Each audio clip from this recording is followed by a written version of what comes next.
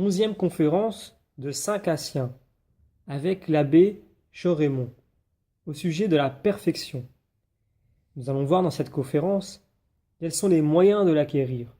Nous allons parler de la crainte de l'enfer, mais également de la foi, l'espérance et de la charité, leurs différents degrés. Et nous allons voir que la charité parfaite est la vertu de Dieu même et nous donne sa ressemblance. Nous parlons également de la crainte servile et de la crainte de la charité. Lorsque nous eûmes appris pendant notre séjour dans le grand monastère de Syrie les premiers fondements de la foi, nous sentîmes peu à peu croître le désir d'une plus haute perfection, et nous résolûmes d'aller en Égypte et de parcourir les déserts les plus éloignés de la Thébaïde. Nous voulions visiter ces saints anachorètes, si célèbres par toute la terre, et les connaître du moins, si nous ne pouvions les imiter. Nous arrivâmes, après une longue navigation, à une ville d'Égypte qui s'appelle Ténèse. Les habitants sont tellement environnés par les eaux de la mer et par des étangs salés qu'ils n'ont pas de terre à cultiver et qu'ils se livrent entièrement au commerce. Toutes leurs richesses leur viennent de leurs vaisseaux, qui leur apportent tout jusqu'à la terre qui leur manque lorsqu'ils veulent bâtir. À notre arrivée, la providence qui favorisait nos pieux désirs nous fit rencontrer le saint évêque Archebius. Cet homme admirable avait été enlevé de son monastère pour être fait évêque de Panfise, mais il conserva si bien toute sa vie l'amour de la solitude qu'il ne se relâcha en rien de son humilité première et ne se glorifia jamais de l'honneur auquel il avait été élevé. Il ne croyait pas avoir reçu cette dignité parce qu'il la méritait, mais il se plaignait d'avoir été chassé comme indigne de la vie solitaire, où il prétendait avoir passé 37 ans sans avoir pu acquérir la pureté que réclame une pareille profession. Il était venu à Ténèse pour l'élection d'un évêque. Il nous reçut avec une douce charité. Et, quand il eut appris notre désir d'aller visiter les saints solitaires au fond de l'Égypte, « Venez, nous dit-il, et voyez d'abord les vieillards qui demeurent proches de notre monastère. Leur grand âge courbe déjà leur corps vers la terre, et la sainteté brille tellement sur leur visage que leur seule vue vaut de longs enseignements. Ils vous apprendront ce que je ne puis pas, hélas, vous communiquer, et leur sainte vie vous en dira plus que leurs paroles. Je suis trop pauvre pour vous donner. Je n'ai pas la pierre précieuse de l'Évangile que vous cherchez, mais je vous indiquerai où vous pourrez facilement l'acheter. Il prit aussitôt le bâton et les petits sacs des solitaires et nous conduisit lui-même à Panfise, sa ville épiscopale. Cette ville était autrefois très riche et les environs si fertiles qu'il fournissait, disait-on, tout ce qu'il fallait pour la table du roi. Mais un tremblement de terre bouleversa tout à coup la mer et lui fit franchir ses limites. Presque tous les villages furent renversés et toutes ces belles campagnes furent changées en étangs salés.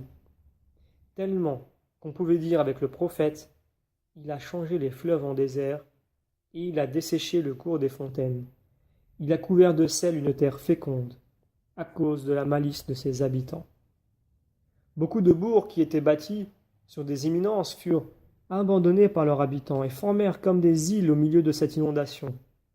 Ceux qui recherchaient la solitude y trouvaient une retraite favorable, et c'est là que s'étaient fixés 3 anachorètes d'un grand âge, les bienheureux Chorémont, Nestoros et Joseph. Le saint évêque Archebius aima mieux nous faire visiter d'abord l'abbé Chorémont, plus voisin de son monastère et plus âgé que les 2 autres. Il avait 100 ans et il ne vivait plus que par l'esprit. La vieillesse et l'habitude de la prière l'avaient tellement courbé en deux qu'il était revenu à la faiblesse de l'enfance et qu'il ne pouvait marcher qu'en s'aidant de ses mains. Ses membres desséchés étaient comme morts et cependant il conservait toute la rigueur de ses anciennes austérités. Nous admirions la gravité de son visage autant que la singularité de son attitude, et nous lui demandâmes humblement quelques bonnes paroles. en lui disant que le désir de notre avancement spirituel était la cause véritable de notre visite.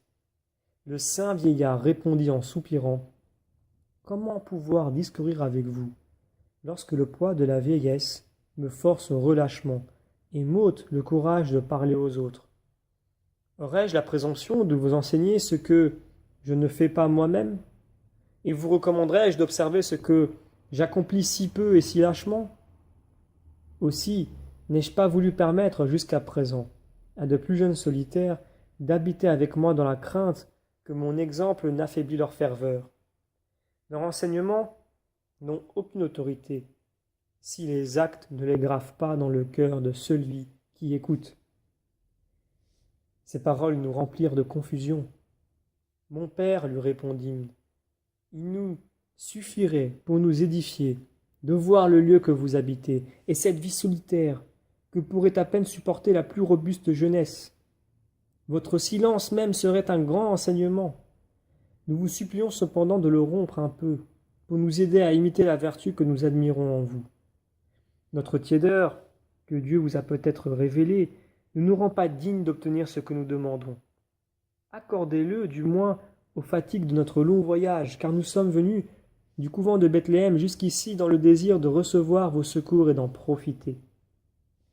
Alors, le bienheureux Corémon nous dit: Il y a 3 choses qui éloignent les hommes du vice: la crainte de l'enfer et de la loi, l'espérance et le désir du ciel, l'attrait du bien et l'amour de la vertu. En effet, la crainte fait fuir la contagion du mal, car il est écrit: La crainte du Seigneur déteste le malice. Proverbe chapitre 8. L'espérance aussi repousse tous les vices. Ceux qui espèrent en Dieu ne pécheront pas. Psaume chapitre 33. L'amour non plus ne craint pas la chute des pécheurs, car la charité ne tombe jamais. 1 Corinthiens chapitre 13. Et encore, la charité couvre la multitude des péchés. C'est pourquoi l'apôtre fait consister tout le salut dans la perfection de ces 3 vertus. Les 3 choses de la vie présente sont la foi, l'espérance et la charité. 1 Corinthiens chapitre 13, verset 13. La foi fait fuir les vices par crainte du jugement dernier et des supplices éternels. L'espérance nous isole de la vie présente et nous fait mépriser les plaisirs du corps, dans l'attente des récompenses du ciel. La charité enflamme notre cœur de l'amour du Christ et des vertus spirituelles. Elle nous inspire l'horreur de tout ce qui leur est contraire. Quoique ces 3 vertus semblent tendre au même but, en nous éloignant des choses défendues, il y a cependant entre elles de grandes différences. Les 2 premières sont celles des hommes qui commencent et qui n'ont pas encore l'amour des vertus. La 3e est celle de Dieu et de ceux qui portent en eux-mêmes son image et sa ressemblance, car il n'appartient qu'à Dieu de faire le bien, sans motif de crainte et sans espoir de récompense, mais uniquement par bonté. Le Seigneur, dit Salomon, a tout fait à cause de lui-même. Proverbe chapitre 16. C'est sa bonté qui lui fait répandre en abondance les biens sur les bons et sur les méchants. Les offenses des hommes ne peuvent le lasser, ni leur injustice l'irriter. Sa bonté est toujours parfaite, comme sa nature est immuable. Celui donc qui aspire à la perfection doit quitter ce premier degré de la crainte, qui est un état servile dont il est dit: Lorsque vous aurez tout fait, dites: Nous sommes des serviteurs inutiles. Il doit monter au degré de l'espérance, qui n'est pas celui du serviteur, mais celui du mercenaire, car il y attend la récompense promise.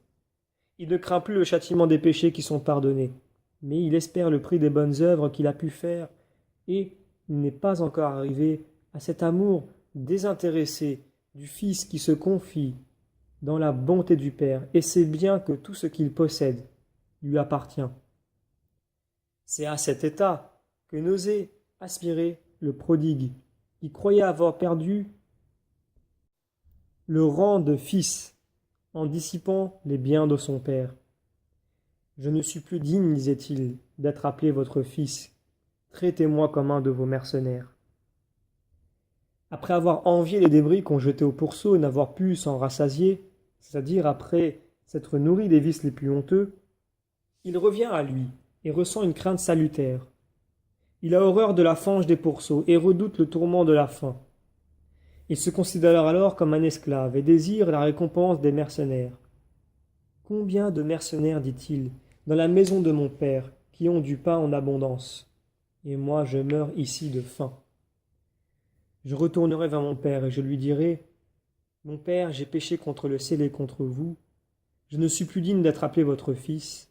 Traitez-moi comme un de vos mercenaires.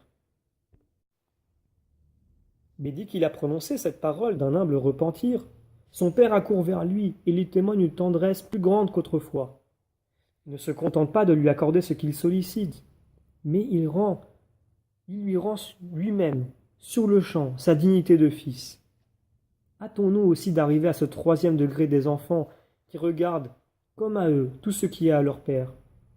Tâchons de recevoir par la grâce d'une inébranlable charité cette image et ressemblance du Père céleste et de pouvoir dire, à l'imitation de son divin Fils, « Tout ce que possède mon Père est à moi ».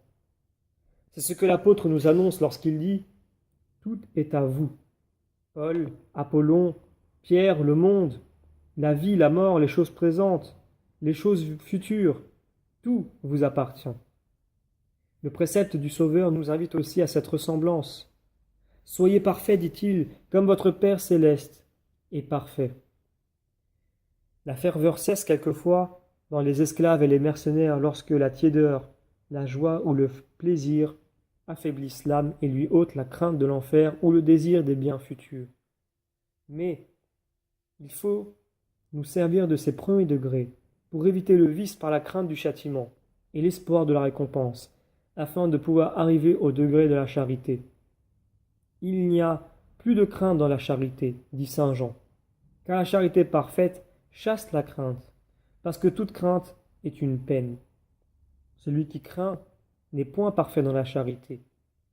Aimons donc Dieu, parce que Dieu nous a aimés le premier. Nous n'avons pas d'autre moyen d'arriver à la perfection que d'aimer Dieu comme il nous a aimés. Il nous a aimés le premier pour notre salut, et nous devons l'aimer aussi uniquement pour lui-même. Efforçons-nous donc de passer de la crainte à l'espérance, et de l'espérance à la charité, et à l'amour des vertus, afin qu'en aimant le bien lui-même, nous y restions toujours attachés, autant que le peut la nature humaine. Il y a une grande différence entre celui qui éteint les ardeurs du vice, par la crainte de l'enfer ou par l'espérance du ciel, et celui qui a horreur du mal et des souillures, par le mouvement de la divine charité. Celui qui possède le trésor de la pureté par le seul amour et désir de la chasteté, ne pense pas aux récompenses futures, mais il jouit dans sa conscience du bien présent, et il fait tout, non parce qu'il redoute le châtiment, mais parce qu'il trouve son bonheur dans la vertu. Celui qui est dans cet état, lors même qu'il est loin du regard des hommes, évite l'occasion du péché et ne s'arrête pas aux tentations les plus secrètes, parce que son amour sincère pour la vertu lui fait bannir de son cœur tout ce qui lui est contraire, et lui en inspire une profonde horreur. Car autre chose est de détester les vices et la concupiscence, par l'amour présent de la vertu, ou de les fuir par l'espérance des récompenses futures. Autre chose est de craindre de perdre ce qu'on possède, ou de redouter des maux éloignés. Enfin, il est bien mieux d'être vertueux par amour de la vertu, que d'éviter le mal par la crainte du châtiment. Car dans le premier cas, le bien est volontaire, tandis que, dans le second, il est, pour ainsi dire, obtenu de force, par la peur des supplices ou par le désir des récompenses. Celui qui fuit les plaisirs coupables par crainte oubliera sa crainte et retournera bientôt au vice qu'il aimait. Il n'aura aucune stabilité dans le bien et ne sera jamais à l'abri des tentations parce qu'il ne possédera pas cette paix profonde et assurée que donne la pureté. Lorsque l'ennemi menace toujours, il y a toujours danger d'être blessé. Le soldat sur le champ de bataille, quoiqu'il soit courageux et qu'il porte aux autres des coups terribles, est nécessairement exposé à être frappé lui-même par l'ennemi, tandis que celui qui a surmonté les vices jouit d'une paix profonde et n'a pas d'autre penchant que l'amour de la vertu. Il reste facilement dans le bien auquel il s'est donné tout entier, parce qu'il est persuadé qu'il n'y a pas de plus grand malheur pour lui que de perdre la pureté de son âme. C'est là son trésor le plus cher et le plus précieux, comme le mal le plus grand est la ruine de la vertu et la contagion du vice. La présence et la considération des hommes n'augmenteront pas sa retenue, et la solitude ne la diminuera pas. Mais partout et toujours, sa conscience réglera ses actes et ses pensées, et toute son étude sera de plaire à ce juge qu'on ne peut ni fuir ni tromper. Si quelqu'un arrive à cet état, non pas en présumant de ses forces, mais en s'appuyant sur la grâce de Dieu, il quittera la condition de l'esclave qui craint et celle du mercenaire, qui aime mieux la récompense elle-même que la bonté de celui qui la donne, et il commencera à devenir le fils de l'adoption, que la crainte ou le désir ne domine plus, mais que guide la charité qui ne faillit jamais. Dieu, en parlant de la crainte de la charité, montre la part de chacun. Le Fils, dit-il, honore son Père, et le serviteur craint son maître. Et si je suis votre Père, où est l'honneur que vous me devez? Et si je suis votre maître, où est ma crainte? Il est nécessaire que le serviteur craigne, car celui qui sait la volonté de son maître et ne l'accomplit pas méritera de nombreux châtiments. Luc chapitre 12. Mais pour celui que l'amour a fait parvenir à l'image et à la ressemblance de Dieu, il se plaira à faire le bien à cause du bien même. Il possédera la patience et la douceur divine, et ne s'irritera pas des défauts du prochain, mais il sollicitera plutôt leur pardon, en compatissant à leur faiblesse et en pensant qu'ils seraient sujets aux mêmes misères, si la miséricorde de Dieu ne l'en avait pas réservé. Ce n'est pas par ses efforts qu'il a été délivré des attaques de la chair, mais par la protection divine. Et il comprend que ce n'est pas de l'aigreur mais de l'indulgence qu'il faut avoir pour ceux qui s'égarent. Il chante à Dieu, dans la paix de son cœur, ce verset de David. « Vous avez brisé mes liens, je vous sacrifierai une hostie de louange. » Si le Seigneur ne m'eût pas assisté, mon âme était sur le point de tomber en enfer, dit-il ailleurs. Et cette humble disposition de son cœur lui fera accomplir ce précepte de la perfection évangélique. Aimez vos ennemis et faites du bien à ceux qui vous haïssent. Priez pour ceux qui vous persécutent et vous calomnient. Luc chapitre 6. Il méritera ainsi de parvenir, non seulement à l'image et à la ressemblance de Dieu, mais encore au titre de son Fils, car il est dit « afin que vous soyez les enfants de votre Père céleste, qui fait briller son soleil sur les bons et sur les méchants, et pleuvoir sur les justes et les injustes. » Matthieu chapitre 5. C'est ce que saint Jean comprenait lorsqu'il disait « Pour que nous ayons confiance au jour du jugement, soyons dans le monde tel qu'il est lui-même. » Comment l'homme, si faible et si fragile de sa nature, peut-il être semblable à Dieu, si ce n'est en l'imitant par la douce charité qu'il aura dans son cœur, pour les bons et les méchants, pour les justes et les injustes? C'est en faisant le bien par amour du bien même qu'on arrive à cette adoption des enfants de Dieu, dont saint Jean a dit « Celui qui est né de Dieu ne pêche point, parce que la semence de Dieu est en lui. » Et il ne peut pécher, parce qu'il est né de Dieu. Et encore, ailleurs, nous savons que quiconque est né de Dieu ne pêche pas, mais que la génération divine le conserve et que le méchant ne le touche pas. Cela ne doit pas s'entendre de toutes sortes de péchés, mais seulement des péchés mortels. Le même apôtre ne veut pas compris pour ceux qui refusent d'éviter les péchés et de s'en purifier. Celui qui sait que son frère commet un péché, mais un péché qui ne conduit pas à la mort, doit prier pour lui. Et ces prières donneront la vie à son frère, dont le péché ne va pas à la mort. Il est un péché qui est mortel, et ce n'est pas pour celui-là que je dis de prier. Pour les péchés qui ne sont pas mortels et que les disciples les plus fidèles du Christ et les plus vigilants sur eux-mêmes ne peuvent éviter, l'apôtre en parle de cette manière. Si nous disons que nous n'avons pas de péché, nous nous trompons nous-mêmes et la vérité n'est pas en nous. Et encore, si nous disons que nous n'avons pas péché, nous faisons mentir Dieu, et sa parole n'est pas en nous. Car il est impossible que quelque saint qu'on soit, qu'on ne tombe pas en ces fautes légères, par parole, par pensée, par ignorance, oubli, nécessité, volonté ou distraction, mais, quoique ces fautes ne soient pas mortelles, il faut toujours s'en repentir.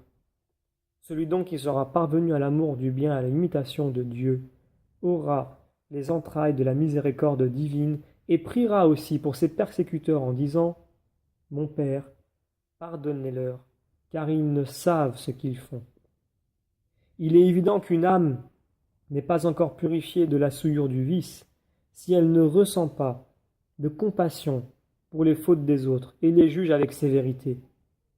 Comment aurait-il la perfection du cœur, celui qui n'accomplit pas ce que l'apôtre déclare être la plénitude de la loi? Portez les fardeaux les uns les autres, et vous remplirez ainsi la loi du Christ. Et celui-là ne possède pas la charité, qui ne s'irrite pas, ne s'enorgueillit pas, et ne pense pas le mal. Elle souffre tout, supporte tout. 1 Corinthiens chapitre 13. Le juste a compassion de ses animaux mêmes, tandis que les entrailles des méchants sont sans miséricorde. Proverbe chapitre 12. Il est certain que les religieux tombent dans les fautes qu'ils condamnent si sévèrement dans les autres. Proverbe chapitre 21 nous dit « Un prince sévère tombera lui-même, et celui qui ferme ses oreilles pour ne pas entendre le malheureux se plaindra à son tour et personne ne l'écoutera. » Réaction de l'abbé Germain. Mon père, vous avez admirablement parlé de la charité parfaite de Dieu. Une chose cependant nous étonne, c'est qu'en la louant si bien, vous ayez pressenti comme imparfaite la crainte de Dieu et l'espérance des récompenses éternelles. Il semble que ce n'est pas le sentiment du prophète lorsqu'il dit « Craignez le Seigneur, vous tous qui êtes ses saints, car il ne manque rien à ceux qui le craignent. » Psaume chapitre 33. Et il déclare que la vue de sa récompense l'a excité à observer les commandements de Dieu. J'ai porté mon cœur à observer éternellement vos commandements à cause de la récompense. Et l'apôtre dit également, c'est par la foi que Moïse, devenu grand, déclara qu'il n'être pas le fils de la fille de Pharaon, aimant mieux souffrir avec le peuple de Dieu que de jouir du bonheur passager des pécheurs, et regardant comme plus précieux que tous les trésors des Égyptiens les opprobres du Christ, parce qu'il considérait la récompense. Hébreux chapitre 11. Comment croire que cette espérance était imparfaite lorsque David se glorifie d'avoir obéi à Dieu dans l'espoir de sa récompense et que le grand législateur, par le même motif, méprise une adoption royale et préfère les peines les plus dures au trésor des Égyptiens? Réponse de l'abbé Corémon. La Sainte Écriture proportionne, à l'état et à la mesure de chacun, les conseils qu'elle nous donne pour arriver à un certain degré de perfection.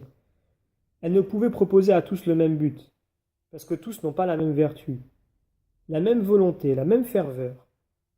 C'est pour cela qu'elle a varié ses conseils selon la vocation de chacun. L'Évangile ne nous propose-t-il pas différentes béatitudes?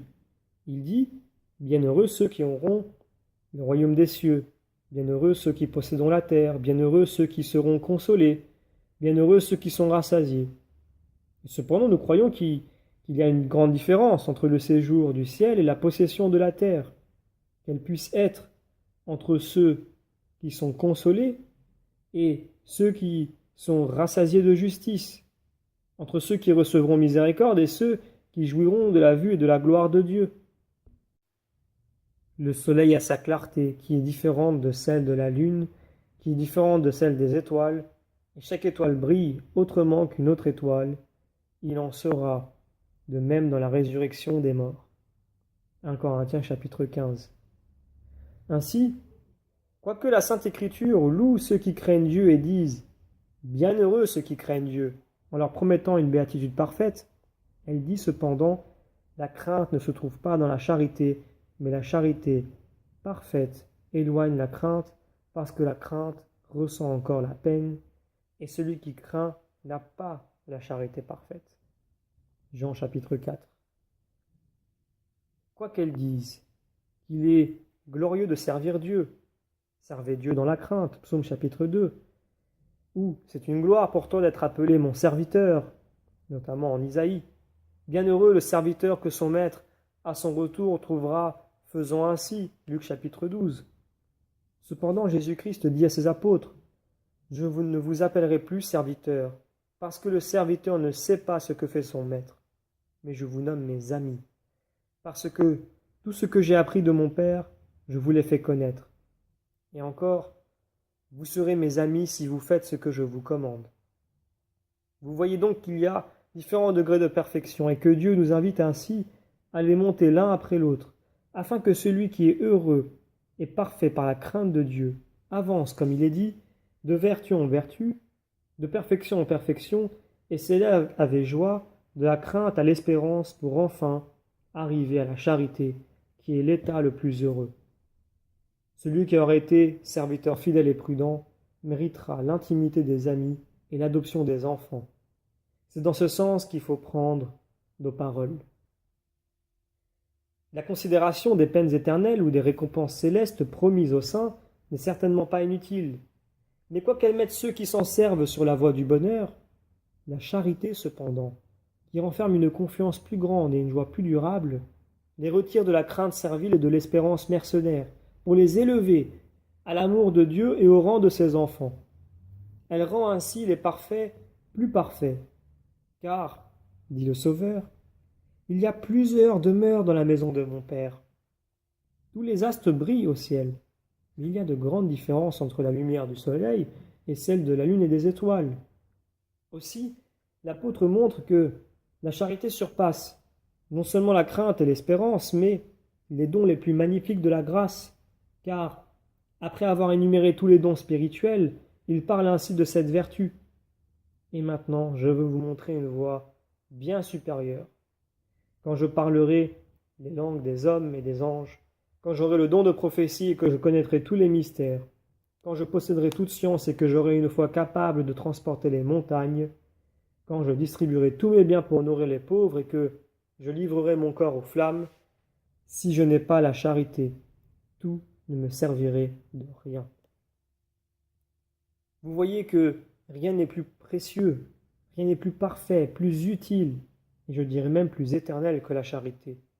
Car les prophéties seront anéanties, les langues cesseront, la science sera détruite, mais la charité ne périra jamais. Sans elle, les dons les plus parfaits ne sont rien, et la gloire du martyr même devient inutile. Celui qui sera affermi dans cette perfection de la charité devra s'élever à un degré plus sublime, qui est la crainte de la charité. Non plus cette crainte qui vient de la frayeur des supplices ou des désirs de la récompense, mais celle qui vient de la grandeur de l'amour, la crainte du fils pour son bon père, du frère pour son frère, de l'ami pour son ami, de l'épouse pour son époux. Une crainte qui ne redoute pas les mauvais traitements et les reproches, mais qui s'applique à éviter tout ce qui pourrait affaiblir en la moindre chose une mutuelle affection, non seulement dans les paroles, mais encore dans les actions. Le prophète Isaïe exprime parfaitement la beauté de cette crainte lorsqu'il dit « Les richesses du salut sont la sagesse et la science. La crainte du Seigneur en est le trésor. » Isaïe chapitre 33.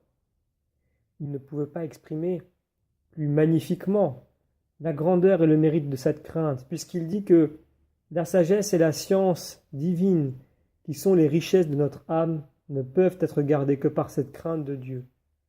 C'est à cette crainte que le psalmiste invite, non pas les pécheurs, mais les saints, lorsqu'il dit « Craignez le Seigneur, vous tous qui êtes saints, parce que rien ne manque à ceux qui le craignent. » Psaume chapitre 33. Celui qui craint Dieu de cette manière est certainement arrivé à la perfection. C'est évidemment de la crainte servile que parle l'apôtre Saint Jean lorsqu'il dit « Celui qui craint n'a pas la perfection de la charité, car la crainte est une peine. » Il y a une grande distance entre cette crainte à laquelle rien ne manque, et qui est le trésor de la sagesse et de la science, et cette crainte imparfaite, qui est le commencement de la sagesse, qui ressent encore une peine, et qu'éloigne du cœur des parfaits la plénitude de la charité. Car la crainte n'est pas dans la charité, et la charité parfaite chasse la crainte. Et en effet, si le commencement de la sagesse est dans la crainte, où sera sa perfection, si ce n'est dans la charité du Christ qui renferme en elle cette autre crainte parfaite de l'amour, appelée, non pas le commencement, mais le couronnement de la sagesse et de la science. Ainsi donc il y a deux sortes de craintes. Celle des commençants qui tremblent encore servilement sous le joug, et dont il est dit « Le serviteur craindra son maître » en Malachie chapitre 1, et dans l'Évangile « Je ne vous appellerai plus serviteur » parce que le serviteur ne sait pas ce que fait son maître. Le serviteur ne reste pas toujours dans la maison. Il nous invite ainsi à passer de la crainte servile à la pleine liberté de la charité, à la confiance des amis et des enfants de Dieu. Saint Paul, qui s'était élevé au-dessus de cette crainte servile par la vertu de la charité divine, méprise en quelque sorte ce degré inférieur. Il reconnaît avoir reçu du Seigneur des dons plus parfaits. Car, dit-il, Dieu ne nous a pas donné un esprit de crainte, mais un esprit de vertu, d'amour et de sagesse. Et c'est pour cela qu'il exhorte ceux qui brûlaient d'amour pour leur Père céleste et qui, de serviteurs, devenaient enfants par l'adoption divine. Car, disait-il, vous n'avez pas reçu un esprit de servitude dans la crainte, mais vous avez reçu l'esprit d'adoption des enfants qui nous font crier « Père, Père ». C'est de la crainte parfaite que parle le prophète lorsqu'il énumère les 7 dons du Saint-Esprit qui doivent remplir l'homme-Dieu au moment de son incarnation. L'Esprit du Seigneur, dit-il, reposera sur lui. L'esprit de sagesse et d'intelligence, l'esprit de conseil et de force, l'esprit de science et de piété. Et il ajoute comme complément de ces dons, et l'esprit de la science du Seigneur le remplira. Isaïe chapitre 11. Remarquez qu'il ne dit pas comme des autres, l'esprit de la crainte du Seigneur reposera sur lui, mais l'esprit de la crainte du Seigneur le remplira. C'est que la puissance de cette vertu est si grande qu'elle occupe non seulement une partie de l'âme, mais qu'elle la possède tout entière. Peut-il en être autrement, puisque, étant inséparable de la charité qui ne cesse jamais, non seulement elle remplit, mais encore elle anime sans cesse le cœur dont elle s'est emparée, sans le laisser affaiblir par les joies passagères et les plaisirs de la volupté, tandis que la crainte servile, qu'elle est chassée, n'en préserve pas toujours. C'est donc de cette crainte parfaite qu'a été rempli l'homme-Dieu qui, non seulement venait racheter le genre humain, mais lui offrir le type de la perfection et l'exemple de toutes les vertus. Celui qui était véritablement le Fils de Dieu ne pouvait connaître la crainte servile et redouter les châtiments, car il ne connut point le péché, et la ruse ne fut jamais dans sa bouche. Pierre chapitre 2. Réaction de l'abbé Germain. Après avoir entendu si bien parler de la perfection, de la charité, nous désirons ardemment vous entendre aussi parler de la perfection de la chasteté, car nous n'en doutons pas, ce haut degré de charité, qui conduit, comme vous l'avez montré, à la ressemblance divine, ne peut exister sans la perfection de la chasteté. Mais est-il possible de conserver toujours cette vertu sans que le moindre mouvement de la concupiscence la trouble dans notre cœur? Et pouvons-nous nous délivrer de cette passion en cette vie de manière à n'en jamais ressentir les ardeurs? Réaction de l'abbé Corémon. Ce serait un grand bonheur et une grâce précieuse de pouvoir toujours nous entretenir de cet amour qui nous unit à Dieu et de consacrer à le méditer les jours et les nuits comme le dit le psalmiste, pour que cette méditation soutienne notre âme qui a faim et soif de la justice. Mais il faut aussi penser à notre corps selon la recommandation de notre bon Sauveur, de peur qu'il ne tombe en défaillance dans le chemin. Car l'esprit est prompt, mais la chair est faible, nous dit Matthieu, au chapitre 26. Prenons donc maintenant un peu de nourriture. Après qu'avoir satisfait ce besoin, nous soyons plus attentifs à la question que vous désirez examiner.